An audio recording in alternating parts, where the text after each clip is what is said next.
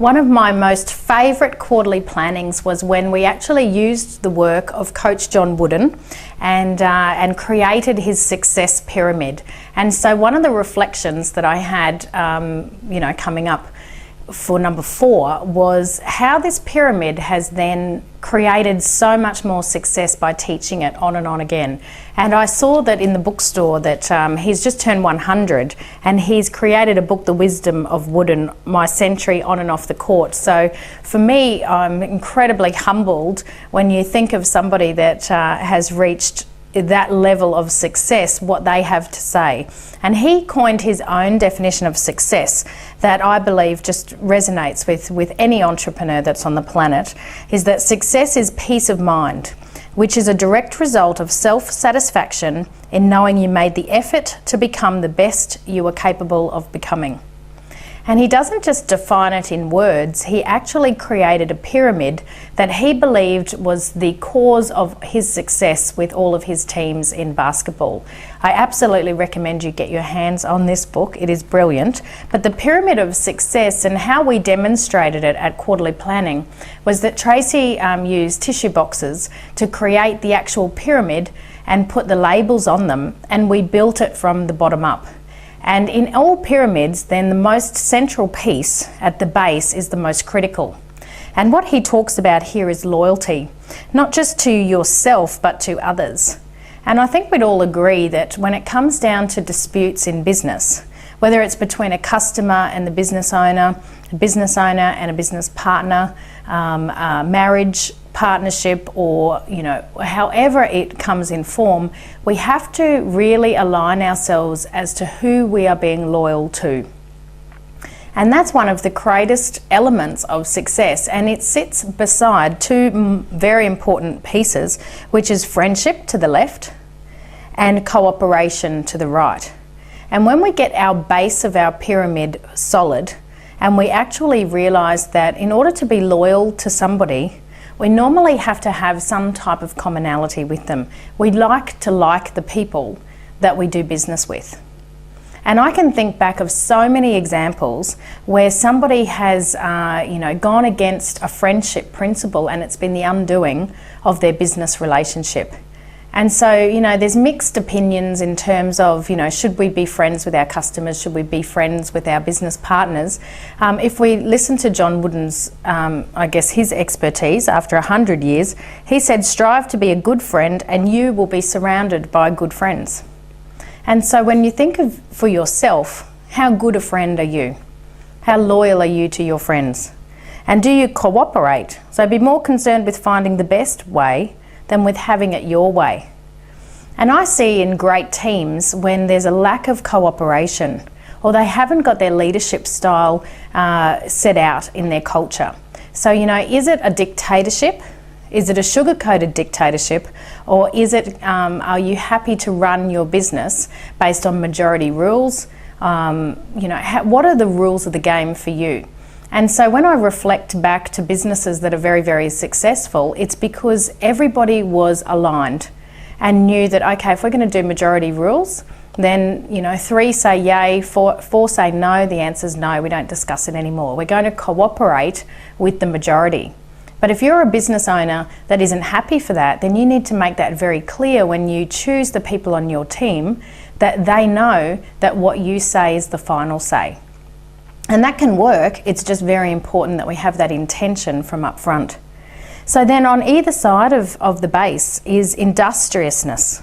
Okay, so are you utilising the time that you have in the best possible manner? Because success doesn't just come, there is a combination of hard work. I know that over the last 10 years, there's been periods where, really sleep has been a second priority to getting goals achieved. And that's the way that I understand that a lot of success happens. It's, people say the harder I work, the luckier I get. It's absolutely true. How do you maximise your time? How do you balance all your roles? And are you doing it with some clarity in mind? And are you happy? Enthusiasm here on the bottom as well. Your enthusiasm and energy bubbling over transforms work into a joyous and irresistible endeavour. And people can feel how happy you are in relation to how successful you are. Think about it. We've all met business owners that they've got huge amounts of money but no joy, would we even want that package deal? Okay, so when we go back to the base layers, we understand that the building blocks that sit on top of the base is a very fundamental layer as well. In fact, what I've found, the first 100 clients that I coached, 13 millionaires emerged. What happened to the other 87? And usually what happened is they didn't stay the course. They didn't stay the race. And so when we say it's a commitment of 4 quarters as a minimum, 8 quarters as an optimal, 100 weeks to success, there's a lot of, data that shows that it takes time. It doesn't just take skill, but it actually takes some self-control. And if you're going to do a university degree, if you're going to enter into any kind of higher education or program, then you need to prioritise what it is that you're doing and be able to say no to the things that are of lower value. And I find that that's a rare thing. In this day and age, a lot of people want instant results, and they're not willing to have the self-control to be able to go without and have delayed gratification. And Coach Wooden says this is critical. As part of industriousness and friendship, we need to control our emotions, or our emotions will control us. So discipline ourselves so others don't need to.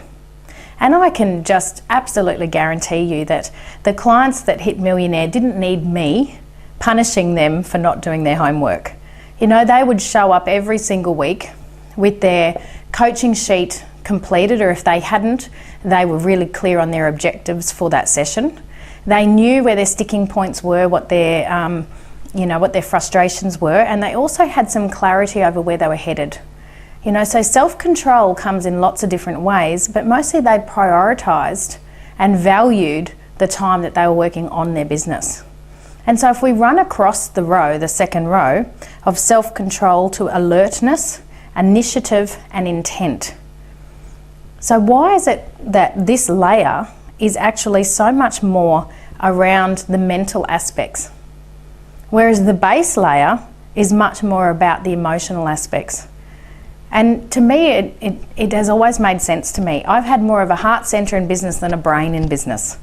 And yet I seem to attract a lot more success and successful people around me based on my enthusiasm and my initiative or my industriousness than I ever have over my skill. All right, so when we realise that what you pay attention to and what you focus on gets done, that's being alert. Failure's companion is complacency, he talks about. So don't allow yourself to become too complacent. Take initiative and have an intent, what it is you want to create. The next layer up then is skill.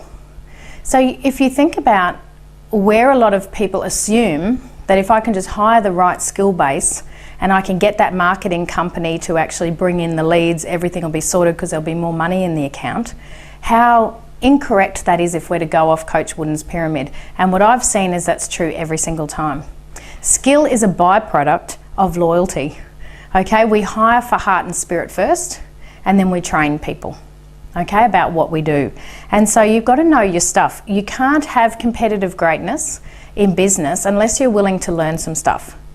And how you learn stuff then is based on your attitude and how much of a team player you're willing to be to get out of your comfort zone and to be able to create some failure and then laugh at yourself and to be conditioned so that you have some mental toughness. There's no great athletes that haven't experienced defeat and frustration and injury. But I don't think there's any business owners that haven't experienced those things either. So when we're looking at being the Olympians in business and creating healthy, enlightened millionaires, then how conditioned are you for success? Because there are some daily disciplines that you need to get and some muscles that you need to grow in terms of getting that mental toughness that's going to allow the success to flow to you. The next layer he talks about is confidence. So you must earn the right to be proud and confident. Failing to prepare is preparing to fail. And how confident we are, our self-image, is shown in poise. And poise is holding ourselves in that graceful state, in that aware state that we don't know everything. We certainly are aware of everything we don't know, but we're okay in that space. And if you think of the most poised individuals, they always stand up straight with their shoulders back, maintaining eye contact, and they ooze what we would describe as, I guess they've got mojo. That's how I think about it. So poise, being yourself. Okay, so they're just themselves. No posing, pretense. They're just at ease in whatever situation, and they're totally congruent. And congruency is a critical aspect we look at when we're recruiting for our coaching clients. And then the result of this pyramid is competitive greatness, to be at your best when your best is needed. And you welcome the hard battle. And I found that really interesting that he talks about that, because so often I've encouraged the clients to say, if this was just an obstacle course and you knew every single day to be present in the moment, then you can have that attitude of bring it on. I mean, if you look at any of those fun game shows, you know, Wipeout or what have you, you think, what on earth would people do that for fun? Get themselves pummeled in their stomach and smacked around the face, and could be pouring rain, they're in mud pits, they're dropping into water, they could physically hurt themselves, and they're doing it for fun. And some people are looking at you in business wondering why on earth you're going through this obstacle course. But that's what competitive greatness is about, is to realise that it's for the fun of the journey. There is no destination. We're trying to beat our best times ourselves. There is no competition. It's us against ourselves. And Coach Wooden, you know, really reminded me of that, and I absolutely recommend his book and any of his teachings.